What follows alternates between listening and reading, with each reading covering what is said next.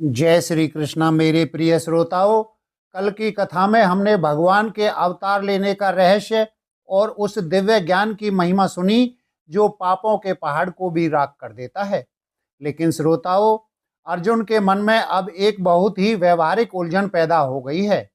अर्जुन सोच रहे हैं कि सब कभी आप कर्मों के संन्यास की प्रशंसा करते हैं तो कभी आप निष्काम कर्म योग की बात करते हैं। मुझे साफ साफ बताइए, इन दोनों में से श्रेष्ठ कौन सा है?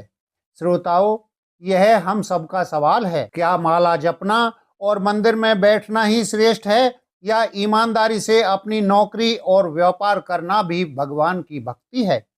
आज इसी का समाधान होगा। भगवान कृष्ण मुस्कुराते हुए कहते हैं, हे अर्जुन, संन्यास अर्थात ज्ञान मार्ग और कर्म योग अर्थात सेवा मार्ग दोनों ही परम कल्याण करने वाले हैं, लेकिन इन दोनों में कर्म योग अधिक सुगम और श्रेष्ठ है। कृष्ण समझाते हैं कि असली सन्यासी वह नहीं है जिसने गेरुए वस्त्र पहन लिए या घर छोड़ दिया। असली सन्यासी वह है जो न किसी से द्वेष करता है और न किसी चीज की इच्छा रखता है, जो द्वंद्वों अर्थात दुख सुख हार जीत से ऊपर उठ गया, वह घर में रहकर भी सन्यासी ही है। श्रोताओं, विचार कीजिए, अगर आपका मन संसार में अटका है और आप हिमालय चले गए तो वह सन्यास नहीं, लेकिन अगर आपका मन कृष्ण में अटका है और आप बाजार में दुकान चला रहे हैं तो आप बड़े सन्यासी हैं। भगवान एक बहुत सुंदर उदाहरण देते हैं। जैसे कमल का पत्ता जल में रहता है पर जल उसे छू नहीं पाता, वैसे ही जो व्यक्ति अपने सारे कर्म भगवान को अर्पण कर देता है उसे पाप स्पर्श नहीं कर पाते। श्रोताओं, कमल कीचड़ में खिलता है, पानी के ऊपर रहता है। अगर आप केवल कमल के पत्ते पर पानी की बूंद डालें तो वह फिसल जाएगी, उस पर ठहरेगी नहीं। भगवान कहते हैं, संसार में रहो, परिवार में रहो, जिम्मेदारी निभाओ, लेकिन आसक्ति मत रखो। यह मत कहो कि यह मेरा है, बल्कि कहो यह प्रभु का है और मैं तो बस सेवा कर रहा हूँ। अब भगवान एक ज्ञानी पुरुष की दृष्टि बताते हैं। ज्ञानी पुरुष एक विद्या विनय संपन्न ब्राह्मण में, गाय में, हाथी में, कुत्ते में और एक चंडाल में भी एक ही परमात्मा को देखते हैं।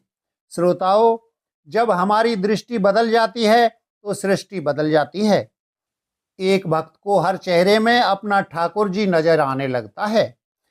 जब हम किसी की मदद करते हैं तो यह सोचकर करते हैं कि हम उस व्यक्ति की नहीं बल्कि उसके भीतर बैठे नारायण की सेवा कर रहे हैं।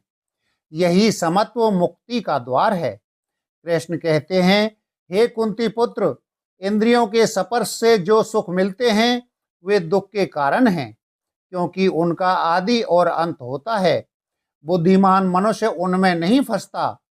असली सुख बाहर की वस्तुओं में नहीं बल्कि अपने भीतर है। जो व्यक्ति काम और क्रोध के वेग को सह लेता है वही योगी है और वही सुखी है। वह परम शांति को प्राप्त करता है। भक्तों, आज हमने सीखा कि हमें संसार छोड़ने की जरूरत नहीं है, बस संसार के प्रति अपना नजरिया बदलना है। भगवान ने अंत में एक अद्भुत मंत्र दिया जो मुझे अपना सबसे बड़ा मित्र और सब यज्ञों का भोक्ता मानता है। वह शांति को प्राप्त करता है। कल के भाग में हम जानेंगे ध्यान योग के बारे में। मन को कैसे वश में करें, चंचल मन को शिथिल करने का सबसे सरल तरीका क्या है, यह रहस्य कल खुलेगा। आज का सूत्र, संसार में ऐसे रहो जैसे पानी में नाव, नाव पानी में रहे पर पानी नाव में न आए। बोलिए श्री कृष्णचंद्र भगवान की जय। प्रिय भक्तजनों, हम आशा करते हैं कि ये कथा आपको पसंद आ रही होगी। कृपया हमारे चैनल को सब्सक्राइब करें और वीडियो को अपने दोस्तों के साथ शेयर करें। कथा सुनने के लिए बहुत बहुत धन्यवाद।